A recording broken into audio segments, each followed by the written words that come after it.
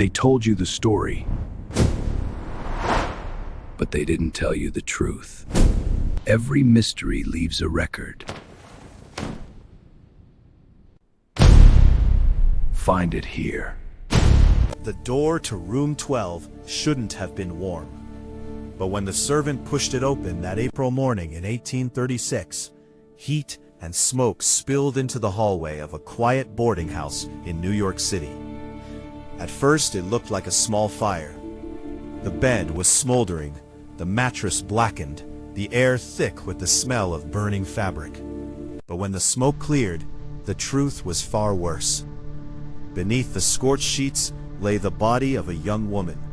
Her skull had been crushed so violently that the fire now burning around her could never have been the cause. The flames had come later, set deliberately, almost as if someone was trying to erase what had happened. The woman was Helen Jewett, one of the most famous and controversial women in the city. By the end of that day, nearly everyone in New York City was asking the same question: who would murder Helen Jewett, and why try to burn the evidence? Helen's life was already the subject of whispers long before her death. She worked in an elegant brothel run by Rosina Townsend, a place that catered not to criminals or drunks, but to wealthy men, merchants, and ambitious young professionals who moved through the growing city's business world. Inside Townsend's house, the atmosphere was almost refined. Soft candlelight, polite conversation, expensive clothing, and secrets quietly exchanged behind closed doors. Helen stood out even among the other women there. She was known for her beauty, but also for her sharp mind and confident personality. She read books, wrote letters, and spoke with a level of intelligence that fascinated the men who visited. Many clients became infatuated with her, but one of them developed a connection that would later become the center of a murder investigation. His name was Richard Robinson, a 19-year-old clerk trying to build a respectable career in the busy commercial world of New York. On the surface, he looked like the last person anyone would suspect of violence. He dressed neatly, spoke politely, and carried himself like a young man with a promising future. But behind the closed door of Helen's room, their relationship was complicated. Sometimes they seemed deeply attached to each other. Other times, they argued forcefully. Letters between them revealed strong emotions: jealousy, frustration, and intense affection, all mixed together. People inside the house noticed that Robinson could become possessive, and over time, some believed Helen was starting to pull away from him. Then came the night of April 9, 1836. The boarding house on Thomas Street followed its usual routine. Guests arrived quietly, conversations echoed through the halls, and candles flickered against the wallpaper. Late that evening, Richard Robinson walked through the front door. Several women recognized him immediately. He had visited before. Helen soon welcomed him upstairs to her room. Nothing about the moment seemed unusual, yet beneath the surface, there was tension. Rumors later suggested that Helen had recently decided to distance herself from him. If Robinson knew that, the meeting might have carried an emotional weight no one else in the house could see. After they entered the room, the house grew quiet again. No one reported hearing a fight. No loud crash echoed through the hallway. For nearly an hour, everything seemed normal. But sometime before dawn, something inside that room turned deadly. Investigators would later discover that Helen had been struck in the head with a brutal blow, possibly from a hatchet or similar weapon. The attack was so violent it killed her instantly.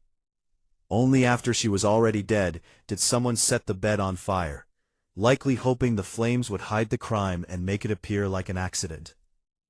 But the person responsible overlooked something important. Not long before sunrise, witnesses saw Richard Robinson leaving the house in a hurry. He moved quickly through the hallway and slipped into the quiet streets of early morning Manhattan. That single detail was enough to place him at the center of the investigation. Within hours, police arrested him. The news traveled through New York City faster than almost any crime story before it. The public became instantly fascinated, partly because of the shocking nature of the murder, but also because the accused killer looked nothing like what people expected. Robinson appeared calm, well-mannered, and respectable. To many observers, it was hard to imagine that someone who looked so ordinary could commit such a brutal act. As the case moved toward trial, newspapers turned the murder of Helen Jewett into a national spectacle. Editors published dramatic details about the crime scene, the relationship between Helen and Robinson, and the rumors surrounding their arguments. Readers across the country followed every update like a serialized story. Crowds gathered outside the courthouse, hoping to witness the drama themselves. In many ways, it became one of the earliest examples of America's obsession with true crime stories. Inside the courtroom, the trial became a battle over credibility. Women from the brothel testified about Robinson's visits and about the tension they had seen between him and Helen. Some claimed he had seemed jealous or angry in the past. But Robinson's defense attorneys quickly attacked those witnesses, arguing that women working in such a place could not be trusted. In the social climate of the 1830s, that argument carried enormous weight. Even though Robinson had been seen leaving the building that night, the prosecution struggled to prove that he alone must have committed the murder. After only a short trial, the jury reached its verdict. Richard Robinson was found not guilty. The decision stunned many people following the case. Some believed justice had failed, arguing that the jury had chosen to believe a respectable young man over women whose lives society already judged harshly. Others insisted the evidence simply wasn't strong enough to convict him. Whatever the truth, Robinson walked free from the courtroom and soon disappeared from public attention.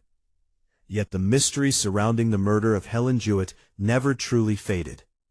Historians still debate what happened in that small room in the early hours of April 10, 1836. Did Richard Robinson kill her in a moment of rage after their relationship began to collapse? Did someone else enter the house unnoticed and commit the crime? Or did the fire destroy the one piece of evidence that could have revealed the truth?